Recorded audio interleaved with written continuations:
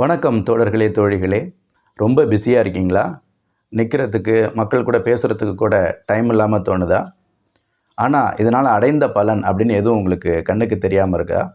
அப்போ இந்த மாதிரி சமயத்தில் நம்மளை நாம் ஒரு கேள்வி கேட்டுக்கணும். அந்த கேள்வியை நம்ம கேட்டோம் அப்படின்னா நமக்கு ஒரு தாட் கிளாரிட்டி கிடைக்கும். அது என்னென்னா, இப்போ நான் பிஸியாக இருக்கேனா இல்லை நெர்வஸாக இருக்கேனா? நம்மள நிறைய பேருக்கு பிஸியாக இருக்கிறதுக்கும் நெர்வஸாக இருக்கிறதுக்கும் உள்ள வித்தியாசம் தெரியறதில்ல.